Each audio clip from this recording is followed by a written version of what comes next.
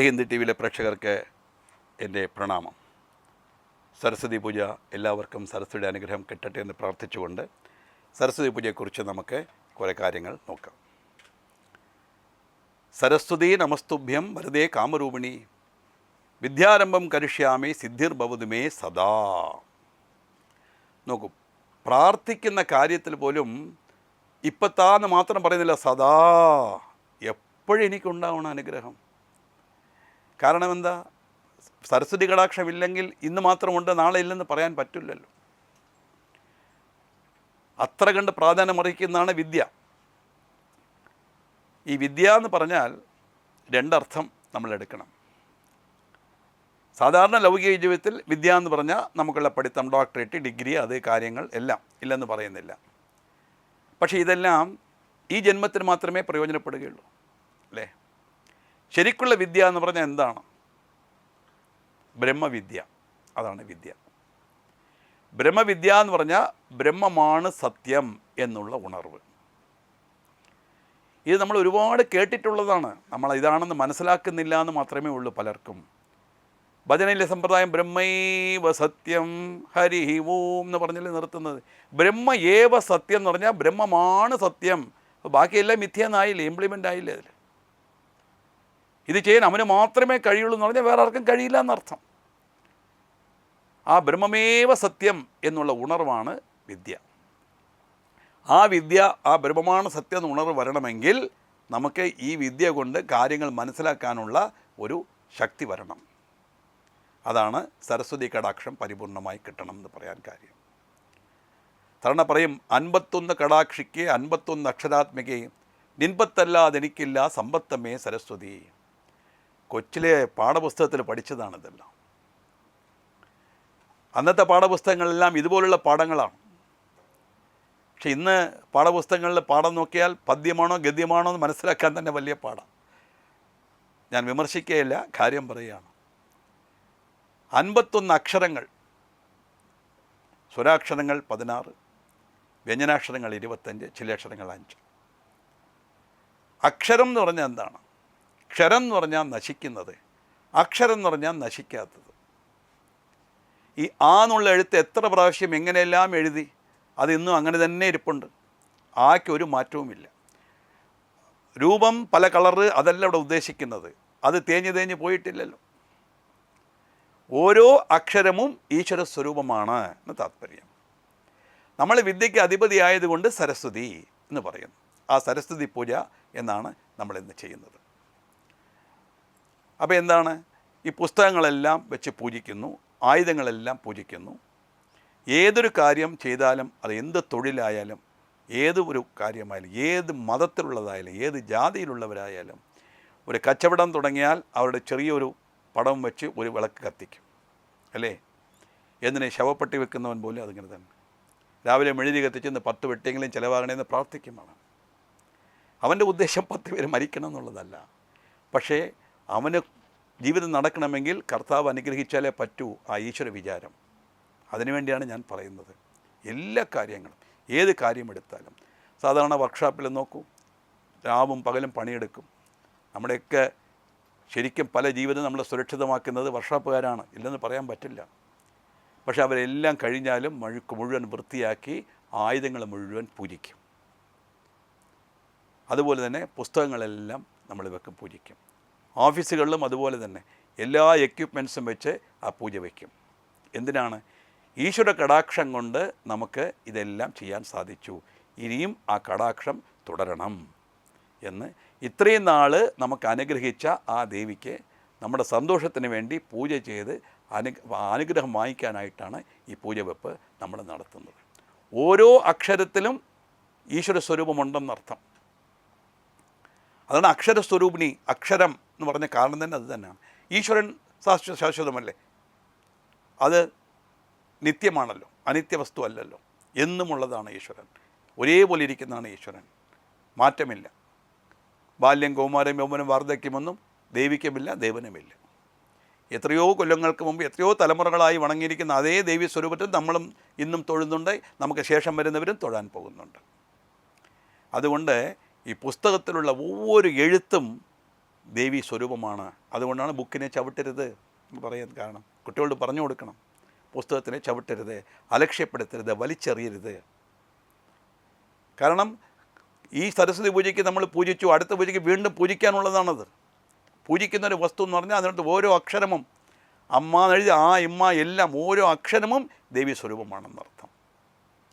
അതാണ് അതിൽ. നാർത്തിൽ ഗുജറാത്തികളൊക്കെ അവർ ലക്ഷ്മി പൂജയെന്ന് പറഞ്ഞ് ചെയ്യും. അവരുടെ പണപ്പെട്ടി എടുത്ത് അത് പൂജിച്ച് അതിനകത്ത് എല്ലാം അവർ രത്നങ്ങൾ ഇതെല്ലാം വെക്കും. കാരണം എന്താ, നമ്മൾ സരസ്വതിയായി ആഗ്രഹിച്ചാലും ദുർഗയായി ആരാധിച്ചാലും ലക്ഷ്മിയായി ആരാധിച്ചാലും എല്ലാം ഈശ്വര ആരാധന തന്നെയാണ്. ഈശ്വര കൃപ കൊണ്ട് മാത്രമേ ഇതൊക്കെ സാധിക്കുകയുള്ളൂ എന്നാണ് താത്പര്യം. അഭിവൃദ്ധി യാദേവി സർവഭൂതേഷു വൃദ്ധി രൂപേണ സംസ്ഥിത. ഏതൊരു കാര്യം ചെയ്താലും അഭിവൃദ്ധി ഉണ്ടാകണമല്ലോ, അതാണ് നമ്മൾ ഉദ്ദേശിക്കുന്നത്. ഒരു ബിസിനസ് ആയാലും അതുപോലെ തന്നെ, എന്തായാലും അതുപോലെ തന്നെ. പ്രോഗ്രാം ചെയ്യുമ്പോഴേ എൻ്റെ മനസ്സിൽ ധാരാളം പേര് കാണണേ ഈശ്വര എന്ന് ഞാൻ പ്രാർത്ഥിച്ചുകൊണ്ടേ കാണുള്ളൂ. കാരണം വ്യൂവർഷിപ്പ് വരണം, അതല്ലേ അതിൻ്റെ പ്രാധാന്യം. അല്ലെങ്കിൽ ഇത് മെനക്കെടുന്നതിൽ അർത്ഥമില്ലല്ലോ. എല്ലാത്തിലും അഭിവൃദ്ധിയാണ് നമ്മൾ ഉദ്ദേശിക്കുന്നത്. ഈ അഭിവൃദ്ധി കൊടുക്കുന്നത് ആരാ? ഈശ്വരനാണ്. ആ ഈശ്വരൻ എന്ന് പറഞ്ഞാൽ ബ്രഹ്മം.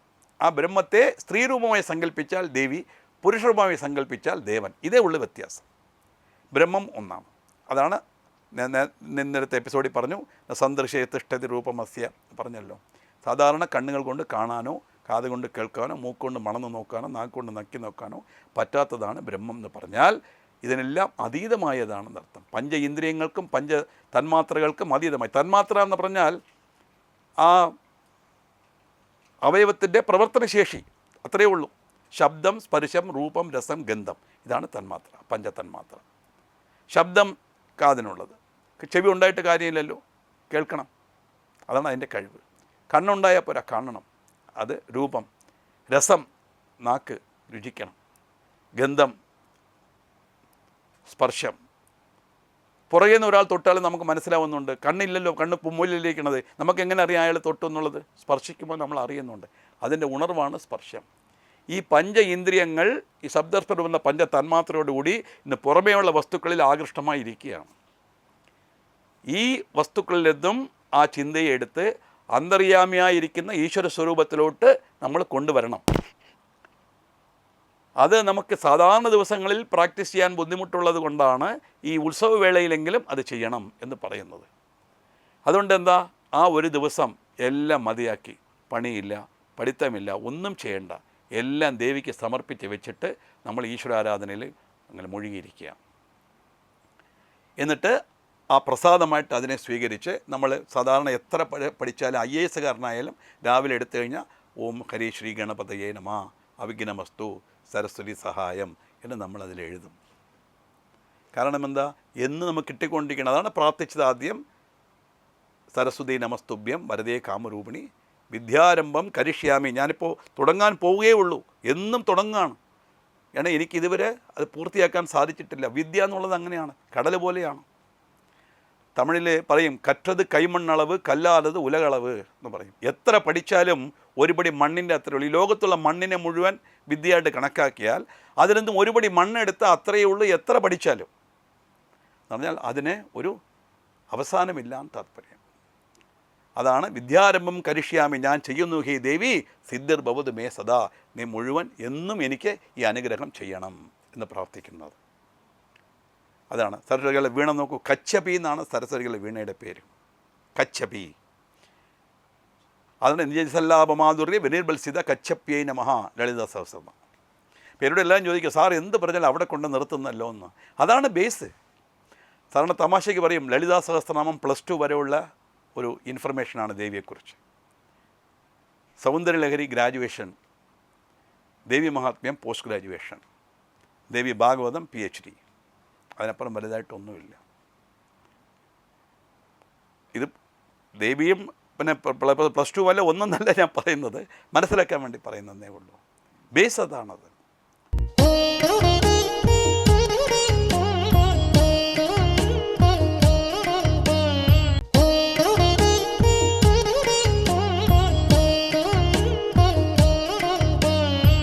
അത് സൗന്ദര്യലഹരിയിൽ വർണ്ണിക്കുമ്പോൾ ആദിശങ്കരൻ പറയുന്നുണ്ട്, ദേവി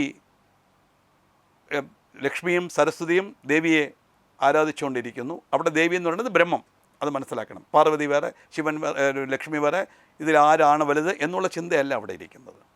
ആ രൂപത്തിൽ നിന്നുകൊണ്ട് അവർ ബ്രഹ്മത്തെ ആരാധിക്കുന്നു. അപ്പോൾ ഈ പരമേശ്വരൻ്റെ കഥകളും എല്ലാം അവർ വീണയിൽ വായിച്ചുകൊണ്ടിരിക്കുമ്പോൾ അറിയാണ്ട് ദേവി അതെ അങ്ങനെ തന്നെ എന്ന് പറഞ്ഞു പോയി. ആ മധുര ഭാഷിതം കേട്ട് തൻ്റെ വീണയെ അപഹസിക്കുന്നുവോ എന്ന് വിചാരിച്ച് സരസ്വതി തൻ്റെ മൂടുപടം കൊണ്ട് ആ വീണയെ മൂടി എന്ന് കാണിക്കുന്നു. കാരണം എന്താ? നാദത്തിൽ വളരെ ഏറെ പ്രാധാന്യം അർഹിക്കുന്നത് വീണാനാദം. വീണാനാദം വളരെ ഇതാണ്.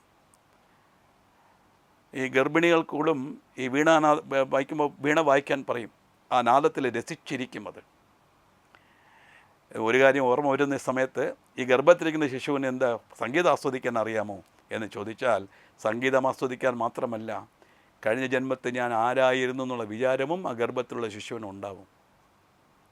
ഇപ്പം ഞാൻ അടുത്ത ജന്മം എടുക്കുകയാണെങ്കിൽ എനിക്ക് നന്നായിട്ടറിയാം ഞാനിതൊക്കെ ചെയ്തുകൊണ്ടിരുന്നു, ഇതൊക്കെയുള്ള ആളാണെന്ന് എനിക്കറിയാം. അപ്പോൾ എന്തുകൊണ്ടത് മറന്നു പോകുന്നു എന്ന് പറഞ്ഞാൽ, ആ പ്രസവ സമയത്ത് ഷഡവായു എന്നൊരു വായു ഫാമാകും. അത് തലയിൽ അടിച്ചാണ് കുട്ടിയെ വെളിയിലെടുക്കുന്നത്. അപ്പോൾ എല്ലാം മറന്നു പോകും. ഓർമ്മയുണ്ടെങ്കിലോ ഇവിടെ ഇരിക്കുമോ? എൻ്റെ കഴിഞ്ഞ ജന്മം എന്ന് പറഞ്ഞാൽ ഞാനിവിടെ ഉണ്ടാക്കി വെച്ചിട്ടുണ്ട് 2.5 കോടി രൂപ ഉണ്ടായിരുന്നു പറഞ്ഞാൽ അത് അന്വേഷിച്ച് പോവില്ലേ? അതുകൊണ്ട് ആണ് ഇത് ഇല്ലാതാകുന്നതെന്നർത്ഥം മായ. അപ്പോൾ വീണ വായിക്കുന്നത് കൊണ്ട് അതിൻ്റെ ആ ഗർഭത്തിലിരിക്കുന്ന ശിശുവിൻ്റെ അവസ്ഥ ഒരുപാടുണ്ട്. അത് ആദോ കർമ്മപ്രസംഗാത് ആദിശങ്കരുടെ കൃതി തന്നെ ഉണ്ട്. അതിൽ നിന്നെല്ലാം അവർക്കൊരു ഇത് കിട്ടാൻ വേണ്ടിയാണ്, രസിക്കാൻ വേണ്ടിയിട്ടാണ് വീണാനാദം. അപ്പോൾ നാദത്തിൽ ഏറ്റവും ഉയർന്നത് വീണാനാദം. ആ വീണാനാദത്തിലും ഏറ്റവും ഉയർന്നത് സരസ്വതിയുടെ കയ്യിലുള്ള കച്ചപി എന്നുള്ള വീണാനാദം. അപ്പോൾ കച്ചപി എന്നുള്ള വീണാനാദത്തിനേക്കാളും അതിമനോഹരമായിരിക്കും ദേവിയുടെ ശബ്ദം എന്നാണ് അവിടെ അഗസ്ത്യ മഹർഷിയും ഹയഗ്രീവനുമായിട്ടുള്ള സംവാദത്തിൽ പറഞ്ഞിട്ടുള്ള അവരുടെ ഇമാജിനേഷൻ നമുക്ക് മനസ്സിലാക്കാൻ വേണ്ടി പറയുന്നതാണത്. അതുകൊണ്ട് എന്ത് ചെയ്തു? എൻ്റെ വീണയുടെ ശബ്ദത്തെക്കാളും ധനശബ്ദമായതുകൊണ്ട് എൻ്റെ വീണയ്ക്ക് അത് അവകാശമായോ എന്ന് പറഞ്ഞ് ദേവി അതിനെ തന്നെ മൂടുപടം കൊണ്ട് മൂടി എന്ന് പറഞ്ഞു കഴിഞ്ഞാൽ, ദേവിയുടെ സരസ്വതിയുടെ വീണയെക്കാളും അതിമനോഹരമാണ് ദേവിയുടെ എന്നുള്ളതാണ് ആ ശ്ലോകത്തിലർത്ഥം. ആ വീണാനാഥം സംഗീതത്തിൻ്റെ ഉറവിടമായിട്ടുള്ള കാര്യങ്ങൾ. ഇങ്ങനെ സരസ്വതി പൂജ ചെയ്യുമ്പോൾ നമ്മൾ എല്ലാ ദിവസവും പൂജ ചെയ്യും. ഈ സരസ്വതി പൂജയോടുകൂടിയാണ് നവരാത്രിയുടെ നമ്മൾ പൂജയെടുപ്പ് അടുത്ത ദിവസം എടുക്കും. പൂജ എടുക്കുമ്പോൾ ആ പൂജ ചെയ്ത് ആ പുസ്തകം ആ വാദ്യങ്ങളുമെല്ലാം എടുത്ത് നമ്മൾ അതിനെല്ലാം അവിടെ വെച്ച് പ്ലേ ചെയ്യണം.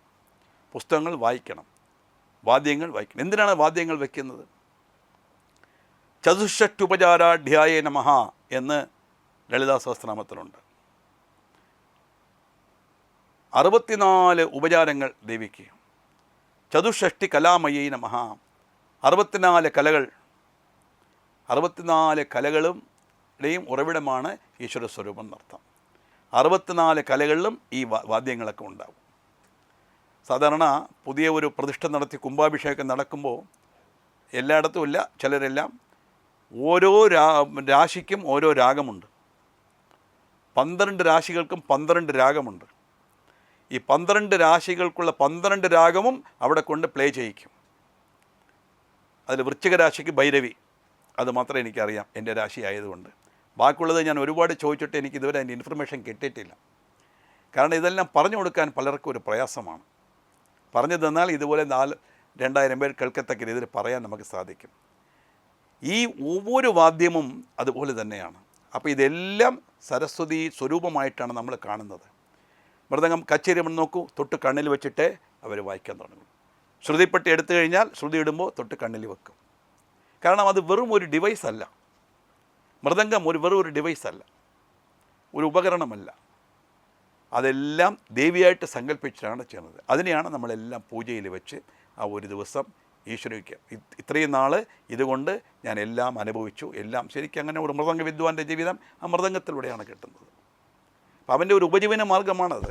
പക്ഷേ അതെല്ലാം കഴിഞ്ഞ് അന്ന് ഈ ഒരു സൗഭാഗ്യം എനിക്ക് കിട്ടി, ഇത് അവരറിഞ്ഞ് ചെയ്യുന്നോ അറിയാതെ ചെയ്യുന്നോ പൂജ വയ്ക്കുന്നതിൻ്റെ താല്പര്യം അതാണ്. ഈശ്വരാനുഗ്രഹം കൊണ്ട് എനിക്ക് കിട്ടിയ കാര്യം, സന്തോഷം ഇത് എൻ്റെ കഴിവ് കൊണ്ടല്ല താല്പര്യം. ദേവിയുടെ അനുഗ്രഹം കൊണ്ട് മാത്രമാണ് ഇതെല്ലാം നടക്കുന്നത്. നമ്മളെക്കൊണ്ട് എല്ലാം ചെയ്യിക്കുന്നത് ആ ഈശ്വരൻ തന്നെയാണ്, ദേവി തന്നെയാണ്. അതുകൊണ്ട് ആ എല്ലാ വസ്തുക്കളും ദേവിക്ക് വയ്ക്കുന്നു. വർക്ക്ഷോപ്പിൽ നോക്കിക്കഴിഞ്ഞാൽ എല്ലാ ടൂൾസും അതിൽ വയ്ക്കും, പൂജ ചെയ്യും. പിന്നെ അവർക്ക് ധാരാളം നൈവേദ്യങ്ങളെല്ലാം ചെയ്ത്, ഇതെല്ലാം എന്തിനാണ്? സന്തോഷിക്കുകയാണ്. വെക്കുന്ന പൊരിയിൽ നിന്നോ മലരിൽ നിന്നോ അവലിൽ നിന്നോ പഴത്തിൽ നിന്നോ ഒരു ശകലം പോലും ദേവി എടുക്കുന്നില്ല. നമ്മൾ തന്നെയാണ് അത് കൺസ്യൂം ചെയ്യാൻ പോണത്. പക്ഷേ നമ്മുടെ സന്തോഷത്തിന് വേണ്ടി നമ്മൾ അർപ്പിക്കുന്നു, അത്രയേ ഉള്ളൂ. ഇതൊക്കെ ഒരു സന്തോഷം. ഇതെല്ലാം ചെയ്തിട്ട് ആ പൂജ എടുത്തിട്ട് നമ്മൾ പലരും അന്ന് വിദ്യ തുടങ്ങും. പുതിയ ക്ലാസ് തുടങ്ങും. ധാരാളം കുട്ടികൾ സംഗീതം അഭ്യസിക്കുന്നവർക്കും അന്ന് തുടങ്ങും. നൃത്തം പഠിക്കണമെന്നുണ്ട്, അന്ന് കൊണ്ട് ചേർക്കും. കാരണം ഏതൊരു കാര്യം ചെയ്താലും ശുഭമുഹൂർത്തത്തിൽ ചെയ്യണം എന്നുള്ളതാണ് നമ്മുടെ ഉദ്ദേശം. കാരണം നേരത്തെ ഞാൻ പറഞ്ഞല്ലോ, അഭിവൃദ്ധിയാണ് എല്ലാവരും ഉദ്ദേശിക്കുന്നത്. ഏതൊരു കാര്യം ചെയ്താലും അത് അഭിവൃദ്ധി ഉണ്ടാകണം, അത് നമ്മൾ ലക്ഷ്യത്തിലെത്തണം, അതുകൊണ്ട് നമുക്ക് പ്രയോജനം കിട്ടണം. ഇതൊക്കെ ചിന്തിച്ചിട്ടാണ് നമ്മളെല്ലാം തുടങ്ങുന്നത്. തുടങ്ങുന്ന സമയം നല്ലതായിരിക്കണം. ഈ വിജയദശമി ദിവസം എല്ലാത്തിനും പറ്റിയ ഒരു നല്ല ദിവസമാണ്. വേറൊന്നും നോക്കേണ്ട കാര്യമില്ല.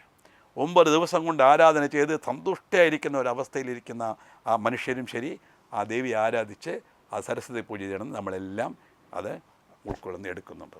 ആ പുസ്തകം വെച്ച് അത് പാരായണം ചെയ്യുന്നുണ്ട്.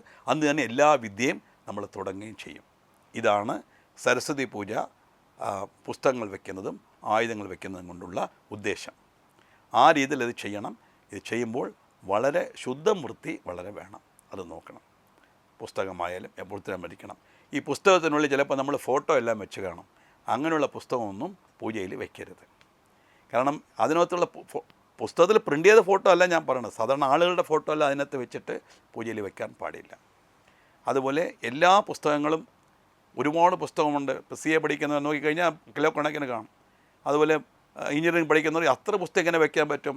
അങ്ങനെ ചിന്തിക്കുകയേ വേണ്ട. എൻ്റെ അടുത്ത് ഒരാൾ ചോദിച്ചു, എല്ലാ പുസ്തകവും വെച്ചാൽ ഞാൻ ഈ സബ്ജക്റ്റ് മാത്രം. എല്ലാം ഒന്ന് തന്നെയാണ്. എല്ലാത്തിനും അക്ഷരവുമായിരിക്കുന്ന ദേവി എന്നേ പറയുന്നുള്ളൂ.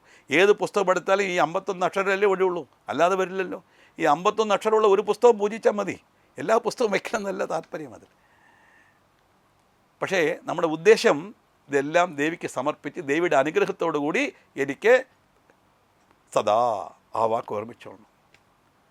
വിദ്യാരംഭം കരിഷ്യാമി സിദ്ധിർ ഭവതു, എനിക്കുണ്ടാകണം, സിദ്ധി കിട്ടണം. ഭവതു മേ, എനിക്ക് സദാ എപ്പോഴും ദേവി അനുഗ്രഹിക്കണം. വിദ്യ ഉണ്ടെങ്കിലേ ഒരാൾ താല്പര്യം. അതാണ് വിദ്യ. വിദ്യ എന്ന് പറഞ്ഞാൽ വിജ്ഞാനം, അറിവ് എന്ന് താല്പര്യം. അപുത്രസ്യ ഗതിർനാസ്തി എന്ന ശാസ്ത്രത്തിലൊരു ഇതുണ്ട്. കുട്ടികളില്ലാത്തൊരു ഗതിയില്ല ഇന്ന് ആളുകൾ പറയും വ്യാഖ്യാനം. കുട്ടികളില്ലാത്തൊരു ഗതിയില്ല എന്നല്ല ഒരു ശാസ്ത്രവും പറഞ്ഞിട്ടില്ല. കുട്ടികളുള്ളവരെ ഗതിയില്ലാത്തവർ എത്ര പേരുണ്ട്? ആണ് കുട്ടികൾ ഇരിക്കുന്നതില്ലാത്തതുമെല്ലാം ലൗകികത്തിൽ. ഇവിടെ പുത്രൻ എന്ന വാക്കിന് എന്താ അർത്ഥം? വിജ്ഞാനം, അറിവ് എന്നർത്ഥം. ആർക്ക് അറിവില്ലയോ അവന് ഗതി കിട്ടില്ല എന്നാണ് ആ ശാസ്ത്രം പറയുന്നത്. നമ്മളെല്ലാത്തിനും വാക്യാർത്ഥമായിട്ട് ഇങ്ങനെ എടുത്ത് ഉടനെ ഇങ്ങനെ ആളുകൾ ധാരാളം പേര് ചോദിക്കുക, ഇനി കുട്ടികളില്ല, ഗതിയില്ല എന്ന് പറഞ്ഞല്ലോ. എങ്ങനെയാണെങ്കിൽ ആദിശങ്കരന് ഗതിയില്ലല്ലോ, സ്വാമി വിവേകാനന്ദന് കുട്ടികളില്ലല്ലോ, രാമകൃഷ്ണ പരമഹംസന് കുട്ടികളില്ലല്ലോ. അവർക്കെല്ലാം ഗതി കിട്ടിയില്ലെങ്കിൽ നമുക്ക് എന്ത് കിട്ടാനാ? അപുത്രസ്യ ഗതിർനാസ്തി എന്ന് പറഞ്ഞാൽ വിജ്ഞാനം, അറിവ്. ആ അറിവ് നമുക്ക് കിട്ടണം, സദാ കിട്ടണം ദേവി എന്നാണ് പ്രാർത്ഥിക്കുന്നത് സരസ്വതിയുടെ സ്തോത്രത്തിൽ. ആ രീതിയിൽ സരസ്വതി പൂജ ചെയ്ത് നമുക്ക് എല്ലാ രീതിയിലും എല്ലാ അനുഗ്രഹവും കിട്ടട്ടെ എന്ന് പ്രാർത്ഥിച്ചുകൊണ്ടാണ് നമ്മൾ പൂജ ചെയ്യുന്നതും. ആ പൂജ എടുത്തു കഴിഞ്ഞാൽ അവിടെ തന്നെ ഇരുന്നും കൊണ്ട് അന്ന് നല്ല രീതിയിൽ ശുഭ്രമായ വസ്ത്രം ധരിച്ച് കുളിച്ച് എല്ലാം കഴിഞ്ഞ് എന്തെങ്കിലും നമുക്ക് പറ്റുന്ന ഒരു കാര്യം അവിടെ നിവേദിച്ചിട്ട് ആ പുസ്തകങ്ങൾ എടുത്ത് അവിടെ വെച്ച് തന്നെ വായിക്കണം. എന്നിട്ട് എഴുതണം, ഓം ശ്രീ ഹരി ശ്രീ ഗണപതയേ നമഃ, ഗണപതായേ നമഃ എന്നാണ് എഴുതുക. ഗണപതയേ നമഃ, പതായേ താ ദീർഘമില്ല, ധാരാളം പേര് അബദ്ധത്തിൽ എഴുതും. പതായേ നമഃ അല്ല, ഗണപതയേ നമഃ, അവിഘ്നമസ്തു, സരസ്വതി സഹായം. ഇത്രയും മതി. ഇത്രയും എഴുതിയിട്ട് നമ്മൾ പാഠം തുടങ്ങാൻ താല്പര്യം.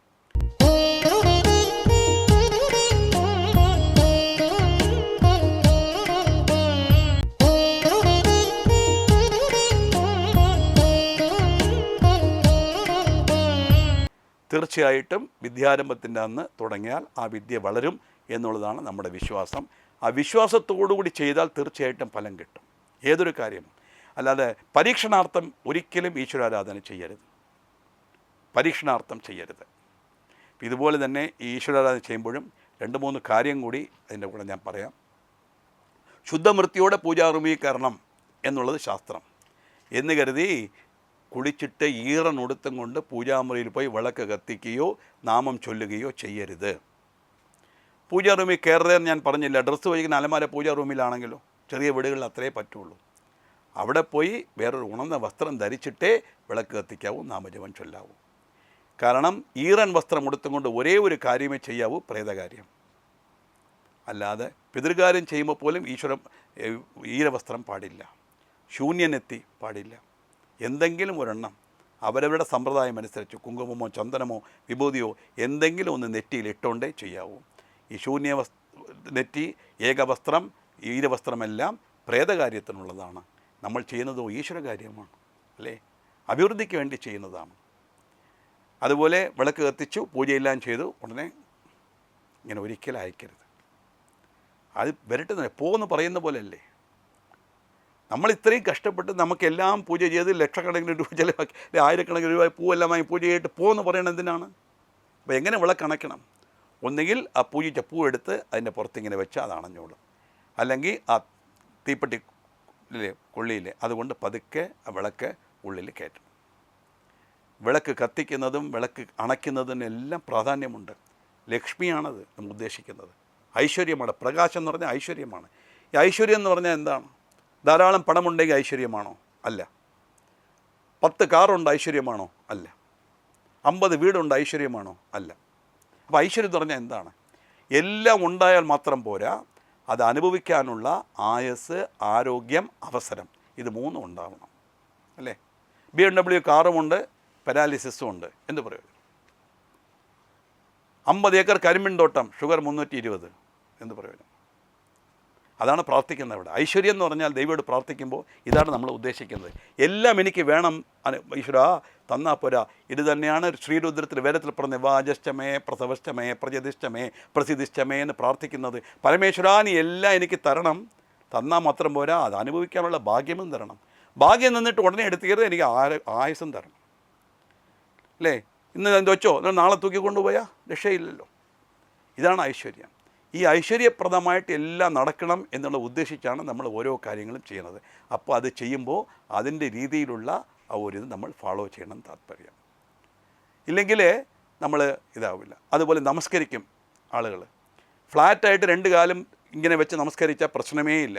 ഈ ഒരു കാലിന് പുറത്ത് ഒരു കാല് കയറ്റി വെച്ച് നമസ്കരിക്കുന്നതുണ്ട്. ശരിക്കും അങ്ങനെ അഷ്ടാംഗ നമസ്കാരത്തിൽ അങ്ങനെ ഉണ്ട്, ഞാനെല്ലാം പറയുന്നില്ല. ഏത് കാല് വെക്കണം അതാണ് കാര്യം.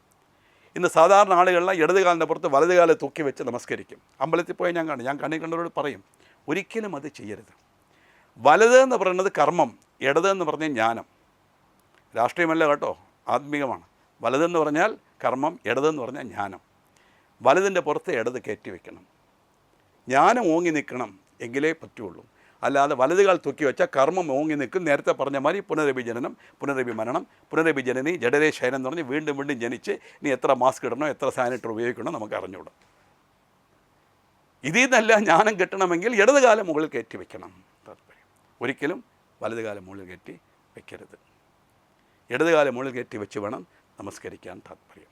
ഇല്ലെങ്കിൽ അത് അറിഞ്ഞു തുടങ്ങിയ സംശയം വരികയാണെങ്കിൽ മിണ്ടാതെ 2 കാലും ഒരേപോലെ ഇങ്ങനെ വെച്ച് നമസ്കരിച്ചാൽ പ്രശ്നമേ ഇല്ല. പിന്നെ അമ്പലത്തിൽ പോകുമ്പോൾ എങ്ങനെ നമസ്കരിക്കണം, എവിടെ നോക്കി നമസ്കരിക്കണം, ഇങ്ങനെയൊക്കെ പലരുമുണ്ട്.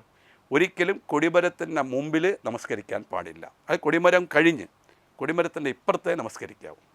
കാരണം കൊടിമരം എന്ന് പറയുന്നത് നമ്മുടെ നട്ടെല്ലാണ്. ക്ഷേത്രം എന്ന് പറഞ്ഞാൽ നമ്മുടെ ശരീരമാണ്.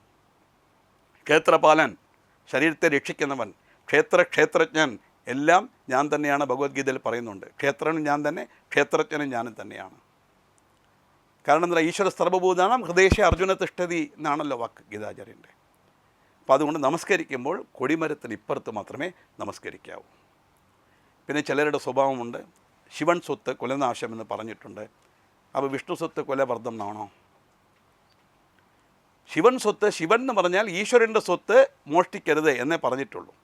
എന്ന് കരുതി അവിടെ നിന്ന് വരുന്ന ചന്ദനത്തിനെടുത്ത് അമ്പലത്തിൽ എഴുതി എറിഞ്ഞിട്ട് വരണം എന്നുള്ള കാര്യമില്ല. ഇതൊക്കെ എന്തിനും പറയുമെന്ന് പറഞ്ഞാൽ ഇങ്ങനൊരു സന്ദർഭത്തിലെങ്കിലും 10 പേര് കേൾക്കട്ടെ. ഞാൻ ധാരാളം കണ്ടിട്ടുണ്ട്. ചന്ദനം കൊണ്ട് ചുവരിൽ എറിഞ്ഞിട്ട് വരും. വിഷുവിന് 1 രൂപ ശിവൻ കോവിലിൽ നിന്ന് കൊടുത്താൽ അവിടുത്തെ ഉണ്ടിയിലിട്ട് വരും. സന്തോഷം. എന്ത് പറഞ്ഞു? ശിവൻ്റെ സ്വത്ത് പാടില്ല എന്ന് വരരുത്. നിങ്ങൾ അരവണ കൊടുത്താൽ എന്ത് ചെയ്യും? അത് ശിവൻ സ്വത്തല്ലേ. പഞ്ചാമൃതം കൊടുത്തു, എല്ലാം കഴിക്കും. അപ്പോൾ ശിവൻ സ്വത്ത് കുലനാശം എന്ന് പറഞ്ഞാൽ ക്ഷേത്ര സ്വത്ത് കൊള്ളയടിക്കരുതെന്നാണ് അർത്ഥം. അത് ശിവനെന്ന് പറഞ്ഞെന്നുള്ളത് അന്ന് വിഷ്ണുവിൻ്റെ കോവിലിൽ ദേവിയുടെ കോവിലിൽ കൊള്ളയടിക്കാമെന്ന് പറഞ്ഞിട്ടില്ല. എല്ലാം അബദ്ധമായിട്ട് നമ്മൾ മനസ്സിലാക്കുന്നതാണ് കാര്യങ്ങൾ. അതുകൊണ്ട് അമ്പലത്തിൽ തന്നെ എന്ത് വസ്തുവായാലും ഭസ്മം തരും, ആ ഭസ്മത്തിനെ കൊണ്ട് വീട്ടിൽ കൊണ്ട് വയ്ക്കുക, ദിവസവും കുളിച്ചിട്ട് അതെങ്ങനെ ഇടണം. അല്ല നിങ്ങൾക്കത് ഭസ്മമുണ്ട് ആവുകയുമില്ല, ഞാൻ ഭസ്മം തൊടാത്ത ആളാണെന്നുണ്ടെങ്കിൽ അമ്പലത്തിൽ പോയി ശരി ഏതെങ്കിലും തെങ്ങിൻ്റെ മൂട്ടിലോ അവിടെ കൊണ്ടിടണം എന്നല്ലാതെ ഒരിക്കലും അമ്പലത്തിന് അവിടെ വെച്ചിട്ട് വരരുത്. കാരണം അല്ലാതെ തന്നെ അമ്പലത്തിനെ വൃത്തിയാക്കാനായിട്ട് അവർ ഒരുപാട് പാടുപെടുന്നുണ്ട്. അതിൻ്റെ പുറത്ത് നമ്മളും കൂടി കുറച്ച് അഡീഷണലായിട്ട് ചെയ്യണം. ഒരു തൂൺ വൃത്തിയാക്കാൻ നമുക്ക് സാധിക്കുകയില്ല, പറ്റുമോ? ഒരു ദിവസം അമ്പലത്തിൽ പോയി എൻ്റെ ഇന്നത്തെ സർവീസ് ഞാൻ ചെയ്യാം എന്ന് എത്ര പേര് നമ്മൾ പോകുന്നുണ്ട്. പക്ഷേ വൃത്തികേടാക്കാൻ നമുക്ക് ഈസി ആയിട്ട് കഴിയും. ഒരിക്കലും എവിടെ പോയാലും കുങ്കുമത്തെല്ലാം അവിടെ വെച്ചിട്ട് വരും. ഇതൊന്നും ചെയ്യരുത്. ഇതാണ് ആദിശങ്കർ പറഞ്ഞത്. കാരണ തിരണതാം കർമ്മജം വാക്കായജം കർമ്മജം വാ ശ്രവണനയനജം വാ സർവമാപരാധം വിഹിതം അവിഹിതം വാ സർവമേതക്ഷമസ്വ ജയ ജയ കരുണാബ്ധേ ശ്രീ മഹാദേവ ശംഭോ. കരചരണകൃതം വാ കായജം കർമ്മജം വാ ശ്രവണനയനജം വാ മാനസം വാ അപരാധം. എങ്ങനെയെല്ലാം കൈകൊണ്ട് കാലുകൊണ്ട് കണ്ണുകൊണ്ട് മൂക്കുകൊണ്ട് എൻ്റെ ചിന്ത കൊണ്ട് മനസ്സുകൊണ്ടെല്ലാം ഞാൻ ഒരുപാട് അപരാധം ചെയ്തിട്ടുണ്ട്. അതുമാത്രമല്ല വിഹിതം അവിഹിതം. ഈ വിഹിതം അവിഹിതം എന്ന് വെച്ച് തന്നെ ഒരുപാട് പ്രാവശ്യം ഒരുപാട് മണിക്കൂർ സംസാരിക്കാം. വിഹിതം എന്ന് പറഞ്ഞാൽ ഡു, അവിഹിതം എന്ന് പറഞ്ഞാൽ ഡോണ്ട്. നേരത്തെ പറഞ്ഞ പോലെ തന്നെ പൂജാ റൂമിൽ ശുദ്ധമൃത്തിയോടെ പോകണം, വിഹിതം എന്ന് കരുതി ഈറനെടുത്തുകൊണ്ട് പോയാൽ അത് അവിഹിതം. നമസ്കരിക്കുമ്പോൾ ഒരു കാലിൻ്റെ പുറത്ത് ഒരു കാല് വെക്കണം, അത് വിഹിതം. പക്ഷേ കാല് മാറ്റി വെച്ചാൽ അത് അവിഹിതം. അത് അമ്പലത്തിൽ പോയി സ്വത്ത് കൊള്ളയടിക്കരുതെന്ന് പറഞ്ഞു, പക്ഷേ ചന്ദനം കൊണ്ടുവരുത് വിഭൂതി കൊണ്ടുവരുതെന്ന് അവിടെയും പറഞ്ഞിട്ടില്ല. അതെല്ലാം വീട്ടിൽ കൊണ്ട് തന്നെ വെക്കണം. ഒരിക്കലും ക്ഷേത്രത്തിനെ നമ്മൾ ഇതാക്കാൻ തെറ്റരുത്. അതിനെ ശുദ്ധമാക്കുന്ന രീതിയിൽ വേണം ചെയ്യാൻ. ആ രീതിയിൽ നമ്മുടെ ഈ മംഗളകരമായ ഈ ദിവസം എല്ലാവരും ഈശ്വരാരാധനയിൽ മുഴുകി ദേവിയുടെ പ്രീതിക്ക് പാത്രമായി ദേവി ആരാധന 9 ദിവസം നല്ല രീതിയിൽ ചെയ്ത് ഇന്ന് പൂജയെടുപ്പിൻ്റെ ദിവസമായെന്ന് ഈശ്വരാരാധനയിൽ മുഴുകി എല്ലാവരും ആ പുസ്തകങ്ങളും ആയുധങ്ങളുമെല്ലാം പൂജിച്ച് സരസ്വതി കടാക്ഷം പരിപൂർണമായി സ്വീകരിച്ച് ഇതേ രീതിയിൽ തന്നെ എന്നും നല്ല ചിന്തയോടെ നല്ല രീതിയിൽ ആർക്കും ഒരു ഉപദ്രവം മനസ്സുകൊണ്ടുപോലും നനയ്ക്കാത്ത രീതിയിൽ ഇരുന്നാൽ മതി. അതാണ് വലിയ പുണ്യം.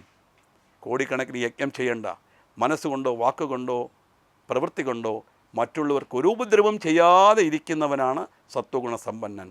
അത് കിട്ടണമെങ്കിൽ ഈശ്വരാനുഗ്രഹം കൊണ്ടേ കിട്ടുള്ളൂ. ആ രീതിയിൽ എല്ലാവർക്കും എല്ലാവിധ ഐശ്വര്യവും സരസ്വതി ദേവി നൽകട്ടെ എന്ന് പ്രാർത്ഥിക്കാം. ആയുരാരോഗ്യ ഐശ്വര്യത്തോടുകൂടി ശതായു സമ്പൂർണ്ണതാ സിദ്ധിരസ്തു ആരോഗ്യ ദൃഢഗാത്രതാ സിദ്ധിരസ്തു എന്നാണ് വേദത്തിൽ പറയുന്നത്. 100 വയസ്സിരിക്കണം. എങ്ങനെ? ആരോഗ്യത്തോടു കൂടി. അല്ലെങ്കിൽ 100 വയസ്സിരുന്നിട്ട് കാര്യമില്ല. ആരോഗ്യത്തോടെ പരിപൂർണ്ണ ആയുസ്സോടെ 100 വയസ്സ് വരെ ഇരിക്കുന്ന എല്ലാ ഐശ്വര്യം നേരത്തെ പറഞ്ഞ മാതിരി എല്ലാം ലഭിക്കുകയും വേണം. അത് അനുഭവിക്കാനുള്ള ആയുസ്സും ആരോഗ്യവും അവസരവും നൽകാൻ സരസ്വതി അനുഗ്രഹിക്കട്ടെ എന്ന് പ്രാർത്ഥിക്കാം. എല്ലാവർക്കും നന്മ വരട്ടെ. സർവേ ജനാഹ സുഖിനോ ഭവന്തു.